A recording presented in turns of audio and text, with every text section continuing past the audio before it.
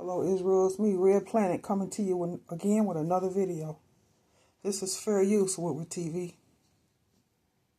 Let's get into the video, Israel.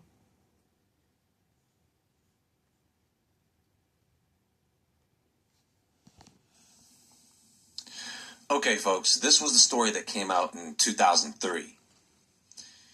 Ancient Mesopotamia, the discovery of Gilgamesh's tomb.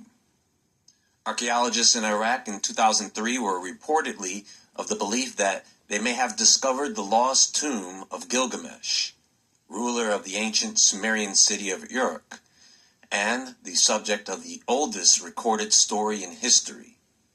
That story, the Epic of Gilgamesh, was recorded on the Sumerian clay tablet in the 3rd millennium BC. The story commemorated the life of the ruler of the city of Uruk at that time, around the middle of the 27th century BC.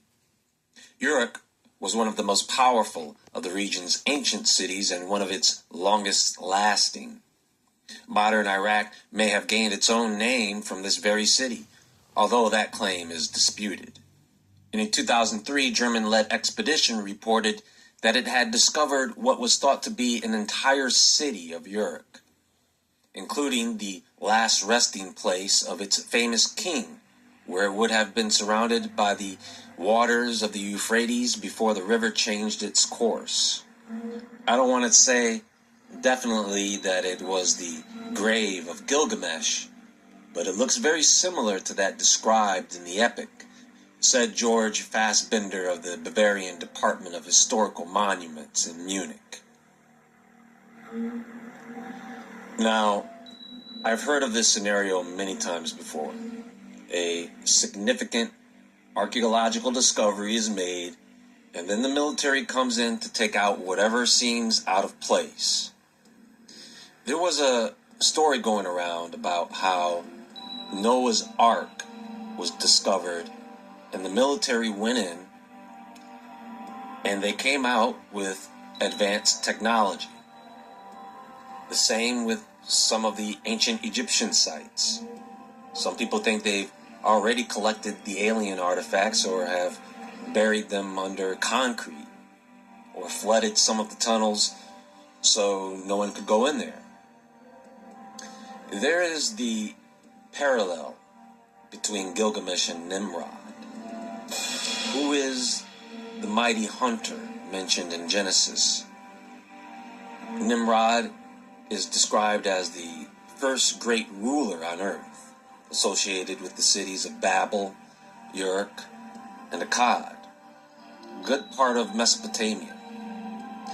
And since Gilgamesh was historically a king of Uruk, some people say that he could be the basis for or a reflection of Nimrod.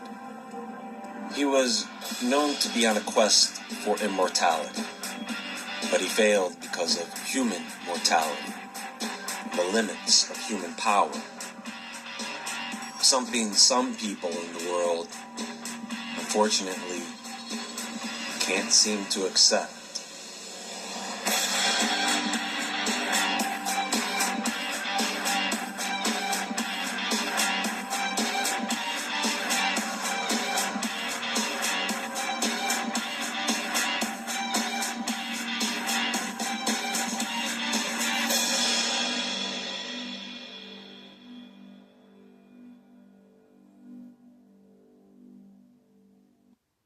I need you to go to freetaxusa.com. That's freetaxusa.com. Do you hear me? freetaxusa.com.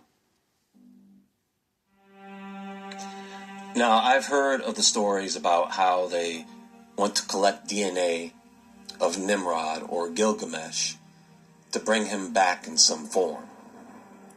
First of all, who are we talking about here? Who was Gilgamesh?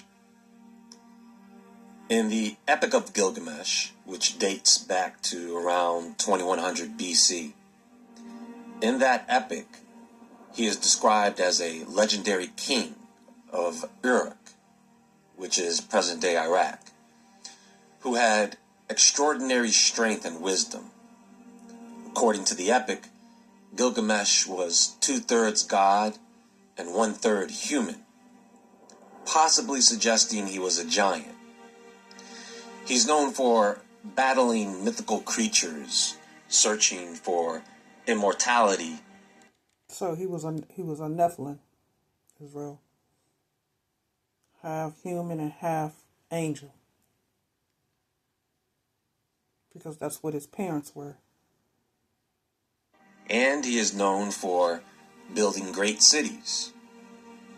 Now Nimrod is described in Genesis 10 and as the son of Cush, and a powerful ruler who established some of the earliest known cities in Mesopotamia, including Babel.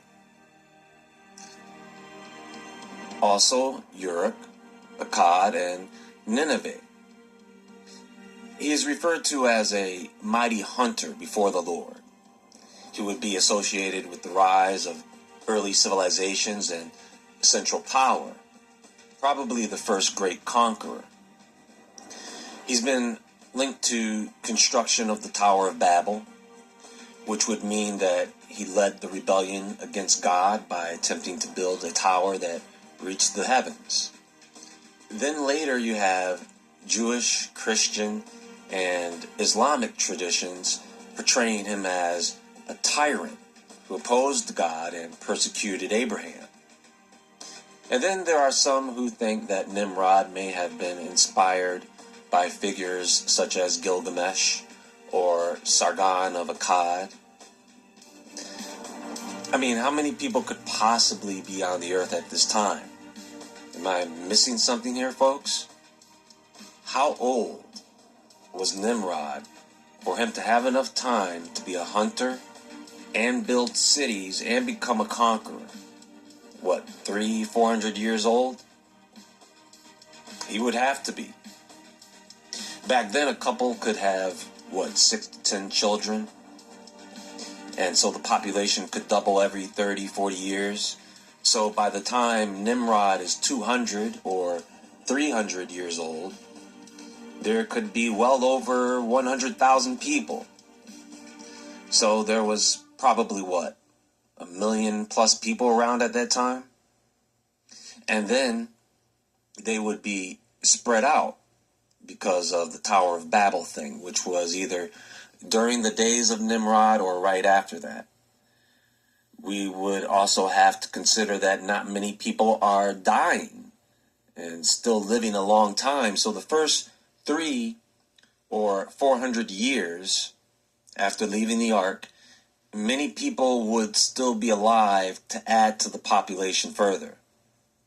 Then we would see a gradual decline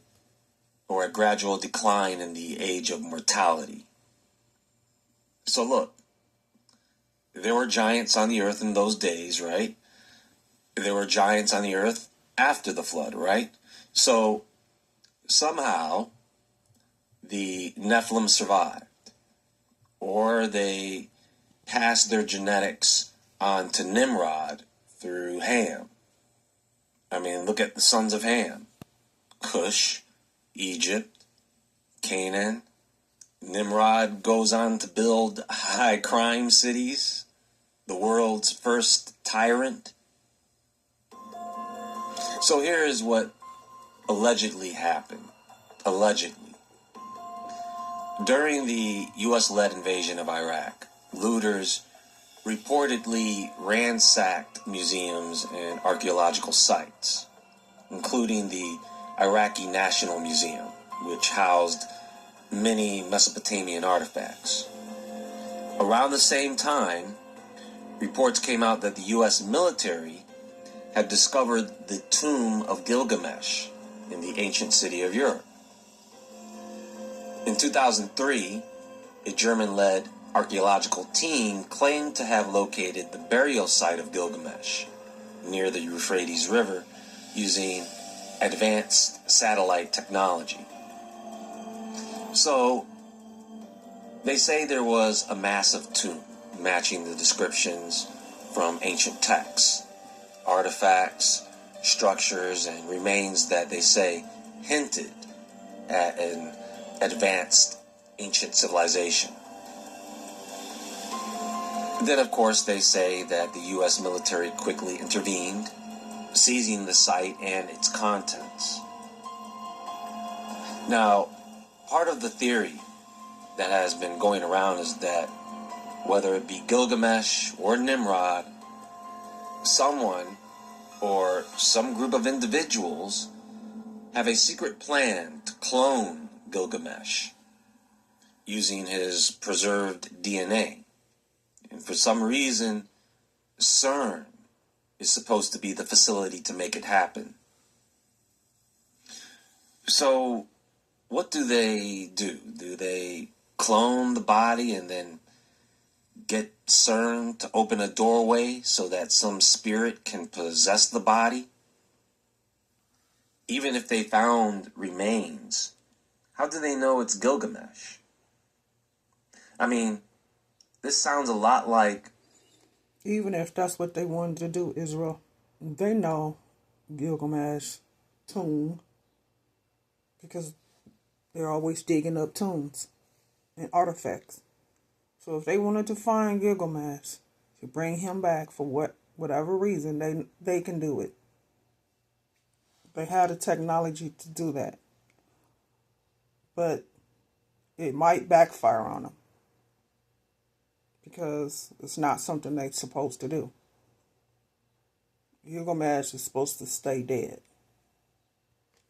What has already been going on in theory, and that is they are manufacturing bodies for possession, or worse, AI robot bodies for possession, and that would account for all the sightings of most cryptids, really. It would explain their supernatural attributes.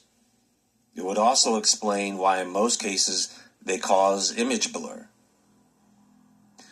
What do they think is going to happen? They bring back Gilgamesh just so they can worship him and do his bidding? He's going to take over the world as part of some weird anti-Christian agenda? So this is what you may hear floating around on the internet, but... Have you ever entered a site that looked real but wasn't? Here's how to avoid getting tricked. Scammers use AI to easily create fake... Truth is stranger than fiction. It is true that there are people who try to summon demons, and it is true that a few of them have probably attempted to bring one of these demons into physical form, no doubt about that. I think attempting to bring back a race of giants and monsters is insane. But what I think is more insane is them thinking they can find Gilgamesh's tomb and recover his remains, and verify that those remains are indeed the legendary Gilgamesh. I'm not saying that it's impossible, but I am saying that it's probably a cover for what they may have truly discovered. Now, there is something interesting about Nimrod, or Gilgamesh. Whenever you see depictions of these two figures, they seem to resemble the depictions of Marduk. You remember Marduk, right? The Mesopotamian deity, the deity of Babylon. There was another god whose existence may have been mistaken for Nimrod. The Philistine god, Dagon, who was depicted as a half-human, half-fish. If they wanted to bring back Gilgamesh or Nimrod, they can just find a Nephilim tomb or skeleton, because the spirit continues to live on. The flood did not destroy the spirit. The spirit is still here.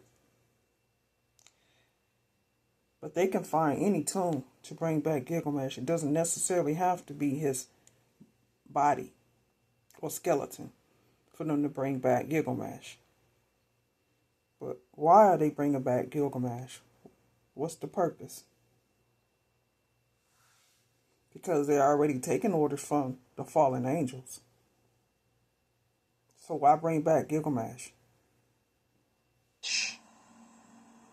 And we have this image which looks eerily similar to what the Pope wears.